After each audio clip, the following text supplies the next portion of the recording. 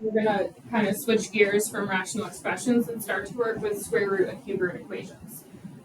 We will get back into some graphs and kind of connect that in the next lesson. For today, we're just solving. So with these equations, we're going to use the inverses of the square root and the cube root, which is squaring or cubing. We'll have a couple extra steps before that sometimes, but for the first three, that's the basic idea. So here I have that the square root of x equals 7. And so to get rid of the square root, because we're trying to solve for x, we square both sides. So the square root cancels over here, and I get x equals 49. In the next one, I have a cube root, so I can't use squared. I have to use cube to cancel. So I cube both sides, cancels. I get x minus 3 equals 125. And we're still solving for x, so I'm going to add 3 to both sides, and I would get 128. The next one, we're back to a square root, so we square both sides.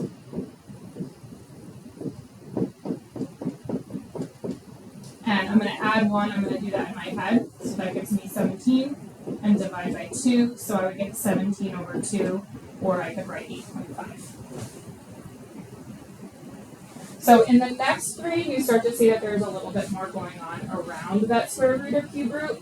And basically, when I'm working and solving an equation, I'm working backwards and taking stuff away, the opposite of simplifying. So we use the order of operations for PEMDAS when we're simplifying. So we're going to work backwards when we're solving. And we can write the word statement. So I'm looking at solving for x, but I don't want to start with the cube root or the square root, and those both fall into exponents. We'll talk more about that next unit. Even if we're using exponents to cancel them, so that's where they would fall. Around that, though, I have addition and subtraction, so I'm going to start with that. So I'm going to add 4 to both sides, which is, again, something I could do in my head, but I'm going to write it this time. And then the next thing I'm going to deal with is multiplication, so I'm going to divide by 3 on both sides. And lastly, now I'm going to deal with the cube root and cube both sides. That might be something I need my calculator for, but 8 cubed is 512. So looking at the next one, same deal. We're going to get rid of addition and subtraction first. And at any point, you can go ahead and try these before the video. Then we got rid of multiplication by dividing. And now that our radical is isolated, we can square both sides and solve by moving over the 5. So we would consider the stuff that's in the square root to be in an applied parentheses. So that gets done last. So even though I have addition, which I did say should go first, if it's inside the radical, that has to go last.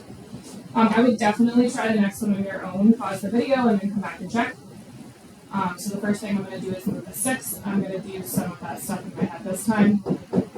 So if I subtract the 6 over, I get 30. If I divide by 5, which would be next, I get 6 over here. And then I'm going to cube both sides.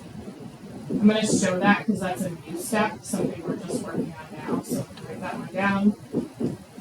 And then I'm going to move over the 6. And divide by 3. And that's going to give me 74. So there is one more problem at the bottom of the page. Just a little multiple choice. So in this one, I'm going to start with division to get rid of the 3. And then I'm going to square both sides. And then lastly, I'm going to multiply by 2.